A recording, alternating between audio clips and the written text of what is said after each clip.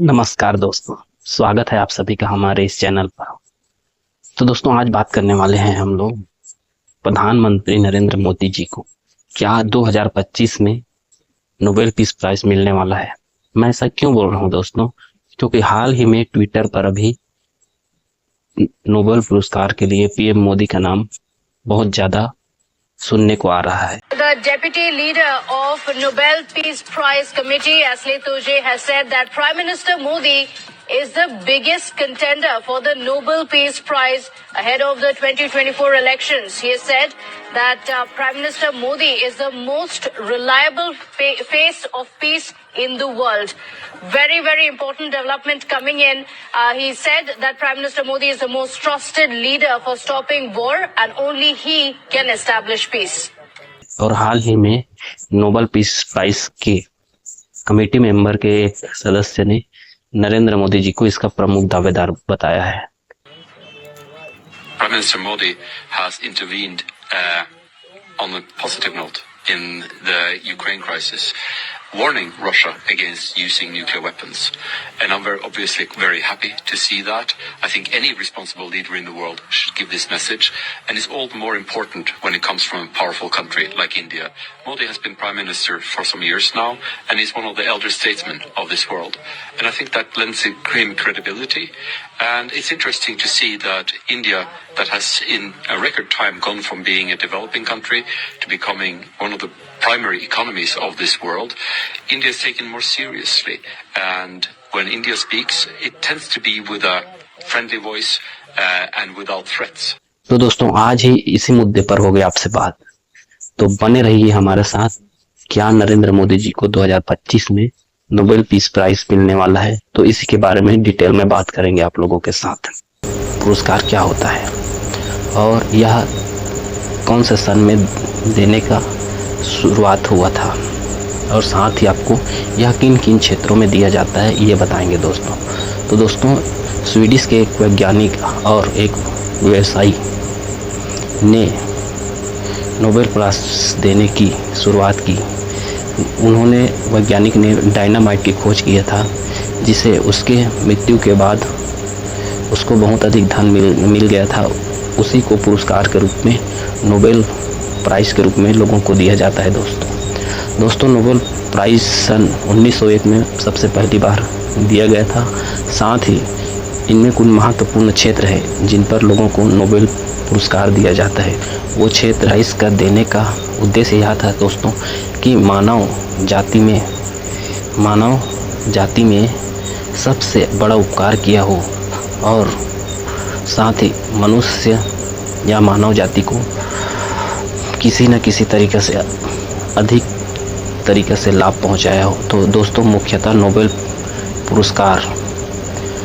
पुरस्कार दोस्तों भौतिकी में, रसायन विज्ञान के क्षेत्र में, और चिकित्सा के क्षेत्र में, साहित्य के क्षेत्र में, शांति के क्षेत्र में और अर्थशास्त्र के क्षेत्र में दिया जाता है। ऐसे इंसान को दिया जाता है जिन्होंने मानव जाति के लिए बहुत बड़ा काम किया रहता है। इसी लोगों को ही नोबेल पुरस्कार दिया जाता है दोस्तों। क्यों ही नरेंद्र मोदी नोबेल प्राइज़ के दावेदार है दोस्तों, आइए अब आप लोगों को इसके बारे में बताते हैं दोस्तों। मोदी जी ही क्यों सबसे योग्य नोबेल के दावेदार है दोस्तों। अब तक की स्थितियों और परिस्थितियों को देखते हुए और वैश्विक संकट जैसे रूस यूक्रेन युद्ध और पैलेस्टाइन इजराइल युद्ध में मध्यस्थता और मानवीय सहायता, आर्थिक स्थिरता और सांस्कृतिक सद्भाव मोदी जी को नोबेल शांति पुरस्कार का सच्चा हकदार बनाती हैं।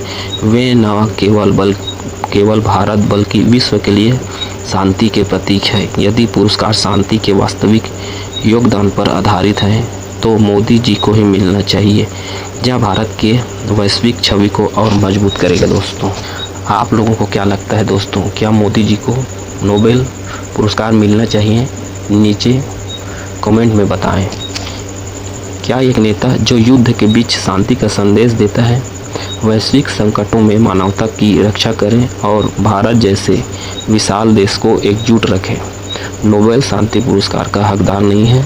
आज मैं आपको बताए जा रहा हूँ कि क्यों भारत के यशस्वी प्रधानमंत्री श्री नरेंद्र मोदी जी इस सम्मान का सबसे बड़ा योग्य दावेदार है।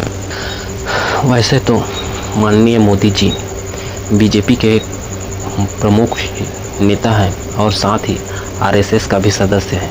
तो दोस्तों Modi ji G20, BRICS, quad और एससीओ जैसे वैश्विक संगठन का एक मुख्य लीडर है। रूस यूक्रेन के बीच मध्यस्थता कराने के बीच 2022 में यह युद्ध चालू होने के पहले ही उन्होंने पूरे विश्व को एक शांति का मंत्र दिया था कि यह समय युद्ध का नहीं है। जैसे उसको कथन को पूरे विश्व ने सराहा था। साथ ही इजराइल और गाजा या पैलेस्टाइन के संघर्ष के दौरान भी उन्होंने दोनों ही देशों से शांति के लिए बात की और दोनों देश के ऑथराइज पर्सन से उन्होंने जाकर भी युद्ध के समय में उन लोगों के साथ में बैठकें की, मीटिंग की।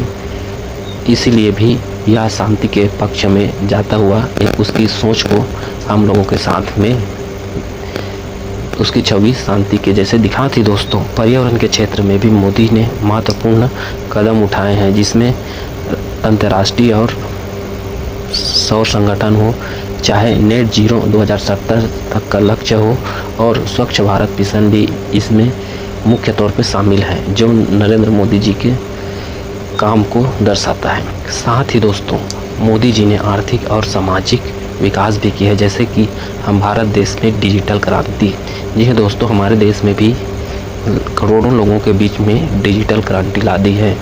और साथ ही दोस्तों मेक इन इंडिया जैसे जो हमारे देश में के सामान को हमारे देश में ही बनना चाहिए, मेक इन इंडिया जैसे कार्यक्रम को भी प्रधानमंत्री जी ने आगे बढ़ाया है। साथ ही दोस्तों आयुष्मान भारत, जहां पर हमारे देश के करोड़ों लोगों को सीधे तौर पे स्वस्थ रखने की जिम्मेदारी को भी मोदी जी ने आगे बढ़ाया। साथ ही दोस्तों मोदी जी ने योग दिवस को अंतर्राष्ट्रीय लेवल पर पूरे विश्व में फैलाया है। साथ में मोदी जी ने राम मंदिर निर्माण, GST पूरे भारत में लागू करना और धारा 370 हटाना जैसे प्रमुख उनके कार्य शामिल हैं। दोस्तों G20 2023, G7, क्वाड, ब्रिक्स और एससीओ जैसे अंतर्राष्ट्रीय संगठन पर भी भारत की अहम भूमिका रही, जो मोदी जी की नेतृत्व शैली को दर्शाता है। नेबरहुड फर्स्ट पॉलिसी का भी मोदी जी ने बढ़ावा किया है। साथ ही दोस्तों कोविड-19 के दौरान करोड़ों लोगों को वैक्सीनेशन किया और 80 से अधिक देशों को वैक्सीन पहुंचाया और साथ में ही भारत में भी बेटी पढ़ाओ, बेटी बचाओ, बेटी पढ़ाओ जैसे योजनाओं की शुरुआत की। साथ ही दोस्तों विश्व के बड़े बड़े नेता मोदी जी के प्रभाव देखने को मिलते, जैसे ट्रम्प, पुतिन के सामने और अंतर्राष्ट्रीय संगठन पर भी मोदी की अहम भूमिका रहती है और विश्व के जो बड़े बड़े नेता हैं उसके साथ प्रधानमंत्री नरेंद्र मोदी जी का केमिस्ट्री भी बहुत अच्छा। साथ ही दोस्तों मोदी जी ने यूक्रेन रसिया वार के बीच मध्यस्थता की, इजराइल और पैलेस्टाइन वार के बीच दोनों देशों के नेताओं से मुलाकात की और साथ में भारत पाकिस्तान के बीच भी मोदी जी ने शांति का प्रस्ताव दिया। उसका एक ही मंत्र है कि बातचीत से ही समस्या का हल निकलेगा, डिप्लोमेसी से ही और बातचीत से ही शांति आएगी। ऐसे प्रमुख कथन आदरणीय मोदी जी ने पूरे विश्व को दिया है। साथ ही दोस्तों 2024 में मोदी जी ने रूस और यूक्रेन की यात्रा करके दोनों देशों को शांति का प्रस्ताव ने विश्व को दिखाया कि भारत तटस्थ है और शांति का पक्षधर है।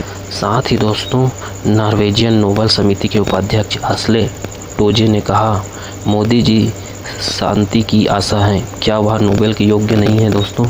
तो दोस्तों हमारे साथ इस वीडियो में बने रहिए, क्योंकि हम लोग इसका अगले का पार्ट आप लोगों को जानकारी हम लोगों को अगले वीडियो में देंगे। दोस्तों अगर हमारी जानकारी पसंद आई है तो वीडियो को लाइक करें, चैनल को सब्सक्राइब करें और इसको अधिक से अधिक लोगों के पास शेयर करिए। तो मिलते हैं दोस्तों अगले वीडियो में, तब तक के लिए जय हिंद।